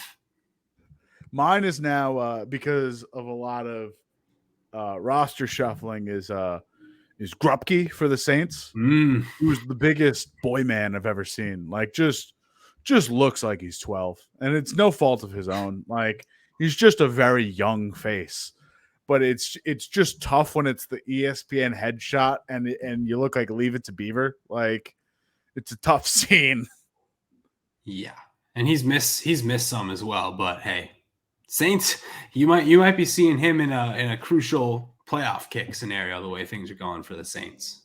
So kicking situation, always an interesting thing to track in the NFL. I mean, this is the part of the show I'm oddly least excited about this week. We're such uniform guys. I felt like the one thing lacking yesterday was great uniform games. So I'm going to cede the floor to you because I didn't like any of what I saw. I don't know if you saw in the beginning of the like minutes before the show, I hadn't picked a uniform game because I'd spent so much time putting together Head Scratcher. So I was just typing out and just kept hitting the H key as I'm looking through every game. And I got to like 7 or 8 rows of H's because it took me that long to make a decision. I will forgive me for bringing back an old segment of I swear I watched more than one game this weekend. It should have been Bucks Texans. Bucks Texans is very solid. Just like clean, plain, whatever. I'm gonna give it to Pats Manders. It reminded me of a little hockey game over in Lake Placid between the United States and the USSR, and a little might remember a movie about it called Miracle. So the Soviets won this time? Great. Yeah. Alternate history. It's like Wolfenstein. No, yeah, it just I don't know. It was a fun game. Like it was a fine uniform game. I kind of like the Commanders uniforms. I will say like the roads are a lot better than their homes when they wear the burgundy pants, because when they wear the white pants with no trim on them, you already know how I feel about that. But if it's just no trim, I don't mind. I almost wouldn't mind if they went silver pants. Like maybe it's a little too much, but with like a flat yellow and a silver, but like I don't hate it. Yeah, I guess you have to wear silver helmets too. You'd have to just change up the helmets, which they already can't do. Well, I was gonna say, I guess your metallic in that uniform comes in because you're basically rocking like a pewter copper sort of deal. I don't know. We're getting in the weeds. We still haven't seen it's a bad game. We still haven't seen Major Tutty's silver helmet yet. I don't think, right? We haven't. We clarified last year, like that was on the fact sheet. Like he can switch out his helmet, and you said, "Hey, that's the one that does war crime." So I guess Major Tutty go AWOL. Where is he?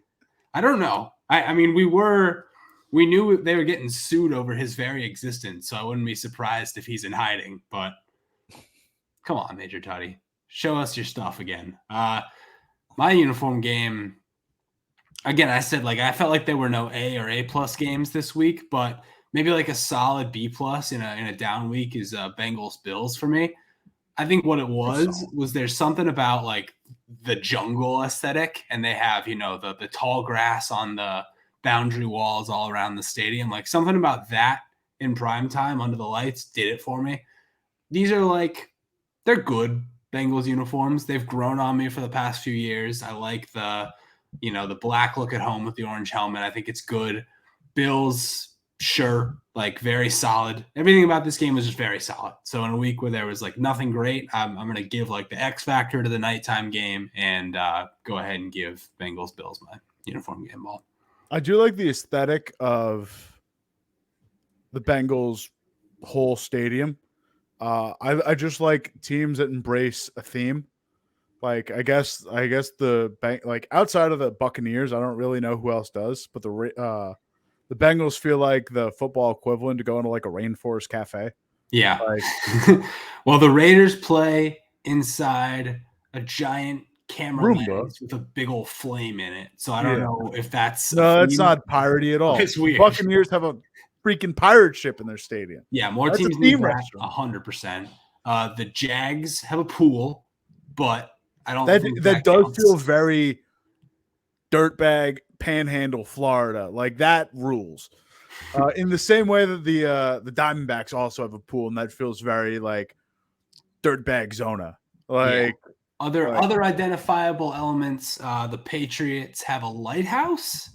Kind of on works. No, because Paul Revere, one of my land, two of by sea, and that's kind of like I'm stretching there, but like they have the muskets, so like they're a little themed. I'll give them that. Enough. The Jets are next to an airport. No, but the other thing I want to drop about this game, Bills uniforms don't travel well. Like it's weird because they're so generic, but there's this thing that distinctly stands out to me.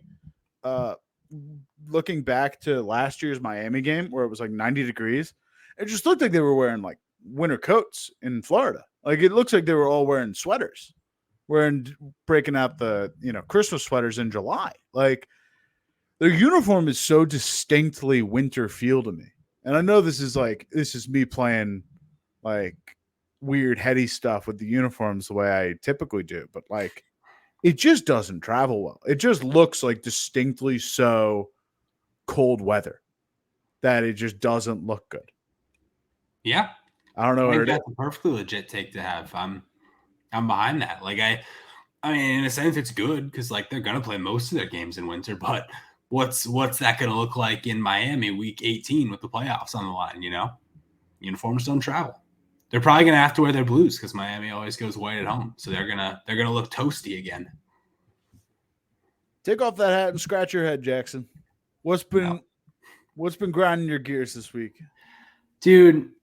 So I mean, we already tipped our hand here, but like just we've already done a full-on head scratcher about the Falcons that was Desmond Ritter centered, and then last week we like we just kind of like dipped our toe in the Arthur Smith stuff a little bit, but like let's really run through what a dismal state things are in Atlanta right now, because I just kept writing more bullet notes to this list yesterday and becoming like more and more enraged. The Falcons lost a game to a quarterback who had one practice with the team, didn't play with the starters, didn't know any of his teammates' names, the whole spiel we just went through.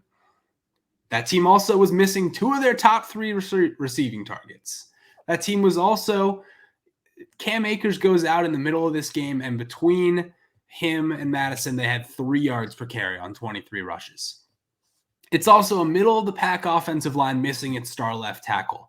And to top it all off, like situationally speaking, this team surrendered a safety in the first half, and then they fumbled in their own territory twice. That all happened within their first 6 drives of the game. Would you believe me if I told you, under all those circumstances, after those first 6 drives, this was a 1-point football game? The Falcons just pissed away every single opportunity they had to take control of this game. Both of those fumbles, they have the ball in plus territory, including the first one. They had the ball at the literal 1-yard line. You recovered a fumble on Minnesota's 1-yard line. On both of those drives, they gained negative yardage.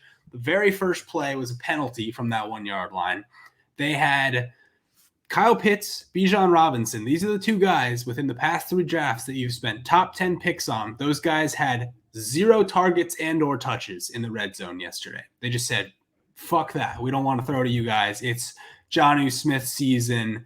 I don't even remember who like the second and third receivers they were throwing to, because Drake London is also out, but they're just like Mac Hollins. Yeah. They tried to get work to Van Jefferson of all guys. They had one drive where they actually did score a touchdown where it was just hand the ball to Tyler Algier like 6 plays in a row, but they're just saying absolutely fuck you, Kyle Pitts, absolutely fuck you, Bijan Robinson. You guys don't belong in this offense. So the Arthur Smith tenure is in a terrible spot. The culmination of this head scratcher is it's been a terrible 2 weeks specifically for this backup corner they have named Mike Hughes. He was the return man. Last week, he basically just had like 6 brain farts fielding punts. Like if he was supposed to catch it to keep it from rolling down to the 1-yard line, he let it go. If he should have let it go into the end zone, he caught it at the 2. Like he just messed up every single time, lost his job as the returner. This week, he's forced into action because the starting corner, D. Alford, gets hurt. It's 3rd and 4 with 22 seconds left, basically the play of the game. Brandon Powell is out there playing receiver for the Vikings at this point. It's a guy nobody's ever heard of. He just dusts Mike Hughes, leaves him like 10 yards behind, wide open in the end zone to end the game. So I think we've seen enough at this point. An Arthur Smith coach team is just terrible in all phases and situationally can't do anything. So he done. I agree with a lot of what you're saying, because like play calling stuff's very head scratching, but like I don't know, man. Maybe at some point we might have missed on Kyle Pitts, and maybe Jonnu Smith is just awesome and like was misused in New England because he was good in Tennessee under Arthur Smith, and he's good now under Arthur Smith in Atlanta. Like there's some situational things. Yeah, I'm not going to disagreeing. That's all fine, but like the Arthur Smith tenure is over at this point, regardless of I don't think it's like sticking around. I like the player usage thing is just a very like hazy game to me, because you could also compliment Arthur Smith on making it work with, Kadarrell Hodge and Mac Hollins. Like, you could play both sides of this, but I do recognize like You've used a ton of draft capital to land a receiver, running back, and tight end. And I know the wide receiver wasn't available, but like, what's your usage on Bijan? Why is he only getting 2 catches when he can be an asset in the passing game? Like, yeah. I mean, it's starting to get to the point where I think some of these guys have keyed Arthur Smith's car or something. Like, there's got to be more going on behind the scenes because he's like actively giving them the middle finger in goal line situations. We talked about it last week when Kyle Pitts was on the field, but Jonnu Smith's throwing to whoever that third string tight end is for an attempted 6-yard touchdown pass that obviously didn't work. You know who Arthur Smith can't make work, though, is one of my guys. Jameer Byrd went 0 for 2 on 2 targets. Oh, no. I didn't know he was on the Falcons. Me neither. I mean, he should only play for the Bird teams after leaving the Pats. So at least he's home. No, he was fine for the Bears. He was like the 2 behind Darnell Mooney. He was fine. let him play for good teams. Yikes. 2020 Jameer Byrd. I won't forget you. It burned in my mind forever. Like can't say burned in my mind forever because I immediately forgot Malcolm Mitchell's name. That's the Patriots receiver that retired to be a children's author, not named Martellus Bennett, right? Nice. Good pull. They have 3. The Patriots have 3 NFL players turned children's authors. Is Edelman the third? You're counting Edelman's him, right? the third. Okay, good. Edelman's the third. Yeah, my head scratcher. Refs stink, brother. Refs are bad. In every single game, that, like, just in every time slot, we had ref screw-ups. KC Miami, you miss a pretty egregious shove out of bounds. Call it borderline, but Mahomes was out of bounds, shove him late. It would have been an offsetting penalty to repeat second down. Instead, KC gets called for a hold. They back up 10 yards. They then have to go for an all-out pass play on 3rd and 22. Mahomes gets strip sacked. Dan Seiler picks it up, and Miami ends up scoring a touchdown off that in the second half to start their comeback. But play never happens if you actually get Mahomes on that out-of-bounds hit by the sideline, and you just repeat down. New England, Washington. I hate putting it this high, but it's maybe the most egregious of these calls. Mac Jones just straight up took a sack. Like, not a like almost ball out, just a sack from the blind side, ball still in grasp, has not made a throwing motion, and Washington gets called for a roughing the passer. Like, I'm not going to be the guy who's like, we don't know what a catch is. Like, we don't know what a sack is. Like, but that's just a bad play. Like, I know that's a point of emphasis this year for teams about like protecting quarterback and stuff, but like, it's just that's really bad. And it's costly for Washington. It didn't matter for Washington, but like New England hung around in that whole game, and that just resets downs for free. Dallas, Philadelphia was pretty egregious. The Devontae Smith, a lot of people were talking about the arm bar he put on Deron Bland during his touchdown to get like an extra yard of separation. And as someone pointed out on Twitter, I forget who, but you could physically see on the dots where like Smith and Bland are running in lockstep with one another. And then without like the dots changing speeds, the distance just kind of separates. And then Devontae Smith catches that ball. So you could physically see it on a medium in which you can't see detail. Like, you can literally only see route path. On top of that, CD had got felt up pretty bad in the end zone. There was a no call on that DPI that would have reset down to the one. Dallas got a really dumb illegal formation penalty where they had 6 offensive linemen as their personnel grouping. The offensive linemen, because if you have more than 6, that I forget, it's a number range. I think it's 50 to 75 are not eligible. You cannot go downfield, and you have to report that. So they report it. The 6th lineman goes onto the field, Dak then checks like, hey, did this guy report? Okay, he reported. And then they get flagged for the illegal formation because they say the guy didn't report. And he was just uncovered. That's just really confounding. And then you can get into the whole like Ferguson right at the goal line thing. That's neither here nor there, but you can call that a ticky-tack ref play. Chicago, New Orleans, this was not a big deal, but this is just execution. Like this is just just a huge nuisance. They had a 4th and 1 for the Bears that they debated whether it was a 4th and 1 or a 1st and 10, and then flip-flopped it from they called it 1st and 10. I think they called it 1st and 10, reversed it to 4th and 1, and then went to the booth and said, okay, we're going to check which it is. Did the booth review, brought out the change, set it to 1st and 10, and then when the play clock started, had it up as 4th and 1. So they had to call dead again and fully reset game clock because there was a stoppage and they had to start the clock running. And it was just a headache that took 10 minutes. And Buffalo, Cincinnati, there's a bunch of ticky-tack ones, but a bunch of egregious ones as well.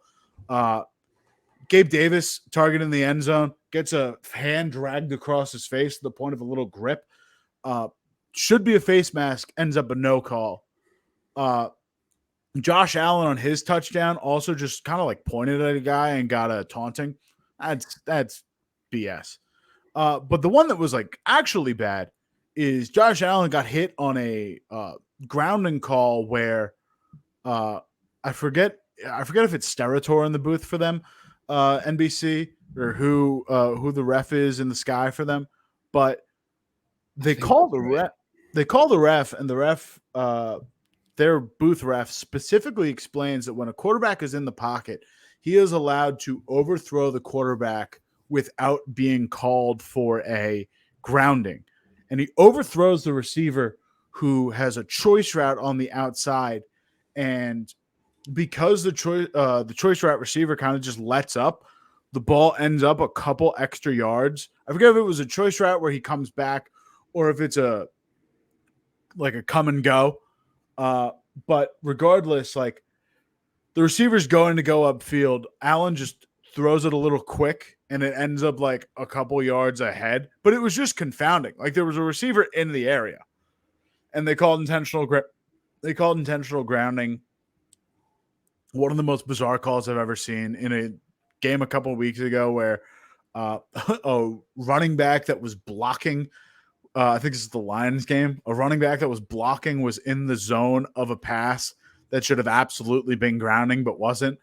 The refs have just been really bad, man. It's been more egregious than I think I've ever seen it, and I understand apparently they're running through some new referees and like kind of teaching people, but like this is about as bad as I've seen it in a long time.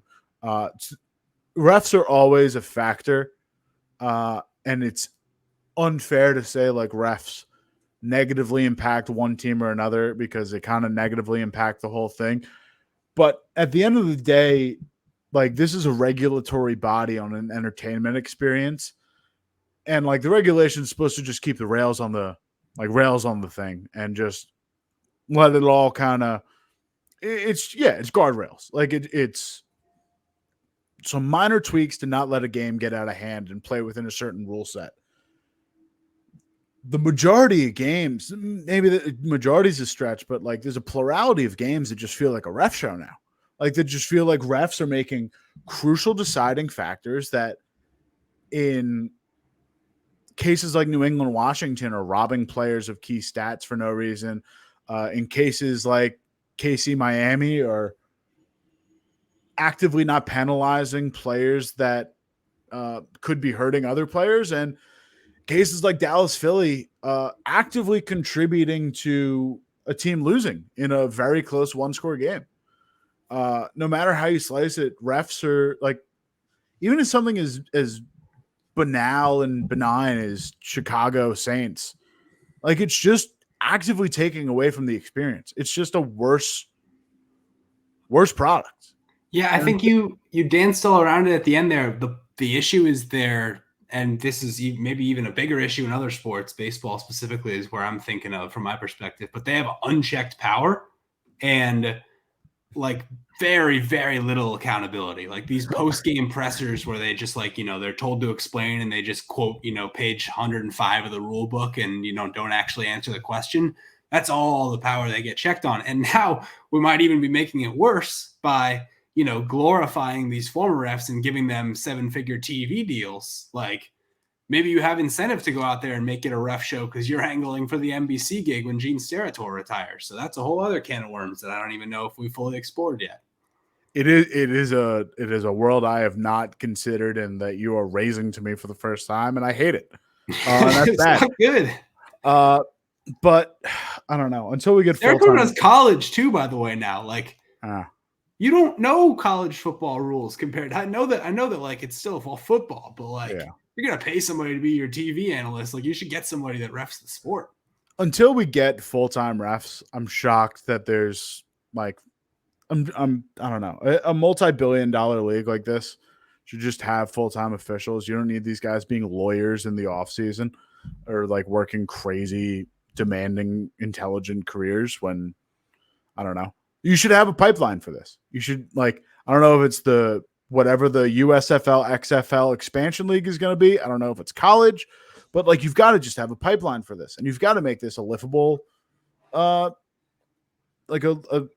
just a survivable living for these guys, a survivable full-time living with protections and shit. I mean, until we get to the point, I mean, you could go the other way and, the MLB umps are fully unionized and whatever. And to that regard, they can't be taken out of a job, even if they're terrible. Exhibit A, Angel Hernandez. But even when Angel Hernandez isn't in the World Series, they've got guys behind the plate for Game 5 of the World Series that are, 75th out of 92 in ball strike accuracy throughout the regular season. Both of these sports need to be tracking their best performing officials and putting them in the biggest games. It does work in baseball because it's so quantitative. Football is really a more qualitative ref sport. There are some egregious outliers, obviously, but there's definitely a more I don't know. It could go one way or the other. More up to debate, and a lot of it's a lot more up. Should you throw the flag? The making a call for the sake of making a call aspect of it is definitely if you're just looking to throw a flag for roughing the passer, you probably can a lot more than if you're just reffing the game straight. But if you define standards and if you try and turn this from a subjective call to a source of objectivity where you have a certain standard and you have certain examples, it's only going to be able to be implemented and executed by guys that are men and women who are living and breathing this 365 days of the year, that are doing this for a living and consider this a profession. I don't know. I'm glad we're not in an MLB place where we don't have refs wearing the white armbands for ref solidarity. Yeah. Who was God, that was funny. That was a funny little MLB side narrative that, as an outsider in baseball, I really enjoyed watching for comedic purposes, and I can't imagine how annoying that was for the actual game. Yeah, I mean, we're on a big tangent now, but it is sweet, hilarious irony that the MLB umpires, the other sartorial change that they made within the past few years, that was a full year, was they wore FTX patches on their umpire shirts. And now SBF just got a potential 110-year jail sentence. We still have to wait for sentencing, but on the nose, to say the least. Monday Night Football, Chargers Jets. I like this one. I don't have big, deep insights on it, and we'll see. But it feels like the type of game that the Chargers should win, and the Jets pull out by 2 points at the very end. Does it not? It has all the makings. We're gonna do this again because last week I tried to reverse jinx and it worked. The Raiders did not win. They fired Josh McDaniels. Our streak of just absolutely cursing our Monday Night Football picks is working out. 2 for 2 so far. I guess 3 for 3. I don't know if Detroit had one in there. That was our fault. But I remember the San Francisco one badly. But I was going to say that the Chargers should win and the Jets will win. And my one comment on this game was that if you just switched quarterbacks of these two teams, I would never have to think about the Los Angeles Chargers ever again. Because I would just have my guy on a good football team with a good defense and lots of weapons. And yeah, life doesn't work out pretty. Yeah, and now the Chargers are down to 30, what feels like 35-year-old Keenan Allen, a potential hot seed first-round wide receiver bust in Quentin Johnston, and I don't know, because Mike Williams and Josh Palmer are on IR. I'm a Jalen Guyton guy, but like you got 6'8" Donald Parham running around. I was going to say, and only so much as you could be a Jalen Guyton guy, Donald Parham as well, for just the only Donald Parham memory I have outside of like a couple impressive single week performances is him just eating the scariest concussion I've ever seen in a Chiefs Chargers game. And that's the full extent of it for me. This Chargers team looks not the way I thought they looked in preseason. Yeah, I mean, I feel like last week's Bears game was a I'm writing that one off until I see them do it against somebody better. And other than that, all I've seen from them this year has been the bitterest of poisons. So I'm going to side with the Jets because I feel like they win close games and the Chargers lose them. That's just cut and dry. And I think it's going to be close. I don't see either team being able to run away from the other in this one, but going to side with the Jets. Jackson, it's time. It's time. Yeah, it's your turn this week. So let me get my Week 10 NFL schedule out in front of me because it is time for cheap seats. Cheap. Cheap seats. Now, there is a very nice low-end spectrum to choose from here this week. And I think I might throw in like one slightly higher price caveat. Actually, you know what? No. So Denver Buffalo is the 5th lowest, but that one's going to be out. So that's $52, but you can't get that one. You got 4 options this week for cheap seats. Numero uno, cheapest game of the week, $17. These are the 2 cheap seats teams if I've ever seen them. And if I'm not mistaken, this is the lowest price we've had in several weeks, if not all season. $17. Basically just an expensive sandwich nowadays. Atlanta at Arizona. That's the cheap seats all-star game right there. Number 2, $21. Interested. Well, dang it, I just got duped. No, this one's off the slate. New York at Dallas. Is that standing room only? We know their game. Yeah, that's standing room only. That's out. That one's crock, whatever. Yeah, that's a total crock of shit, and we're not putting the Cowboys in cheap seats, and bad on me for forgetting about that. So, yeah, they're out. 2 remaining choices. So far, all you have is the crap game. So, ideally, you'll fall in love with one of these. Tennessee at Tampa next week is $35. Head down to the pirate ship, Raymond James Stadium. Watch Will Levis take on Baker Mayfield. Or you can do $40. Detroit at LA Chargers. This is so tough. This is Jackson. Like, I want to walk you through my logic here. Detroit, LA is the Kale Guys Bowl. This is my team, early team, the Detroit Lions. I can't formally claim them as my team because I jumped ship at the worst possible time. And hand up, that's on me. I did that to myself, and I'll never live it down. Wave the Lions flag for 2 straight years, and I let it go at the last possible second off of like one pod I really liked. But yeah, my team versus Justin Herbert, my guy. The first like football article I ever formally wrote was like, I think I'm a Justin Herbert guy. And it was my first film breakdown and breaking down Justin Herbert's first 4 games. This game is meaningful to me in a like takes capacity. And I can't really turn that down. But I want you to know how close I was to taking Tennessee Tampa Bay. Because this is just a pure entertainment game. You don't know what you're getting out of Tennessee with Will Levis, because you could get all, you could get nothing. You could get 3 40-plus yard touchdowns and a really entertaining showstopper in Will Levis, or you could get a kind of dud in Will Levis, like he was against the Pittsburgh Steelers. And Baker Mayfield's always going to put on a show, man. Like Houston, week 1, Buffalo, like doesn't matter the opponent, big or small, good or bad. Baker Mayfield's going to be in the thick of it.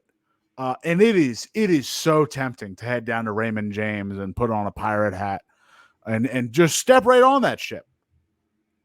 I'm gonna go Detroit, LA, because for $5, it is seemingly an infinite, like, better talent game. But man, I'm so close to picking Tennessee, Tampa Bay. Yeah, I like that, because the Chargers, if they lose this Jets game, could be, a bottom 3 vibes team for the remainder of the season. Staley could be gone at any point if they, completely fall out of the playoff picture, which they're teetering on the edge of doing in that stacked AFC. And, the receiving game hasn't worked out apart from 87-year-old Keenan Allen. The defense has been, especially the secondary has been atrocious. It's going to be one of the 3 worst vibes teams if things don't turn around now. So I get that, but I think you're right in choosing the better talent in that game. That's kind of it, man. That's kind of where we're at. We're waiting for next week. We're waiting for the end of this Jets game. But, hey, the vibes around the league are just all over the place right now. Who would you say is, like, the absolute worst team in football right now? Is it the Giants? Is it the Panthers? Like, where are you at with, like, this is as bad as it gets? My issue with the Giants is, as long as Waller's thing isn't season ending, and as long as Tyrod's injury isn't season ending, the Clayton Tune-led Cardinals have to be by far the worst team in football. Like, that's Kyler's gonna be back this week. That's an active tank job. If Kyler's back, that's the issue. Because I think he very actively is back this week. I think that's what's going to happen. Yeah, then it's the Giants, man. And you know what? I need the Giants to go on a little miracle run for me, because I'm not feeling too confident in just how things are going to shake out for New England in this draft. And I need them to lock in. I need my New York G-men to figure this out. I need Tommy DeVito to start throwing past the line of scrimmage, hitting guys in stride. I didn't have more because I can't really think of more. I need Tommy DeVito. I need the Giants to win, the Patriots to keep losing. I want a full reset in New England really badly, because that's what made me fall in love with basketball. Just a hard reset on the Celtics, fall in love with young guys. Kind of it's kind of happening with the Sox. Happened with the Bruins, like Pasternak and McAvoy. Good DeBrusque, good crop of young guys coming in and changing things up. Now I need that to happen for New England. I need the floor to drop out of this thing. It has. It's over. It's way over. We have Mac Jones, the tanking weapon for the rest of the year. I think he's become an asset in the opposite direction. He's going to help continue the job he started. Don't Bill Simmons this. Bill Simmons was there was another post. We're 2 hours in, and I don't care about keeping this long. There was a post that Bill Simmons had where he was like, Mac Jones is the perfect quarterback if you want to tank. And someone quote tweeted that with a screenshot of the Bill Simmons tweet of Devontae Parker, like when Devontae Parker came to New England, and Simmons tweeted, "Welcome to New England, Devontae Parker. Hope you get used to your quarterback hitting you in stride. Like, you've never had that happen before." And like, I don't know. I can't do the whole dance of like Mac Jones was good and then he's bad, and now like he's always been bad. Like, I can't do that, because Mac Jones makes legitimately like decent throws, and like if you stuck him in a Shanahan offense, he'd be awesome. Yeah, but he isn't in a Shanahan offense, and his spirits are completely broken.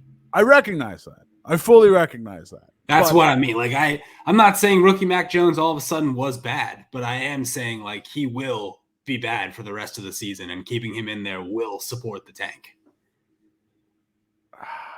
What's Malik got, man? Just what does New England look like with a mobile quarterback? What's does he just throw? Give me something, man. Give me Kayshon Boutte in there. Like I want all the rookies. I want all just the experimentation. I want Bill O'Brien dumping his bag on the ground, just picking through the weirdest trick plays he's got, because I like if it pulls. Doesn't sound like you want a tank all of a sudden. I don't know what you're asking I just want for. fun, man. I just want entertainment. Just give me something on a Sunday. Man, it's bleak, but we're looking towards the future. That's it, man. Patriots are in a bad spot, and we rightfully haven't been talking about them, but there's other good things to look forward to. So in that spirit, my Ravens, we've got good football on the horizon, and we'll talk about it all next week. For Kale, I am Jackson, and we will see you next Tuesday. See ya. That was a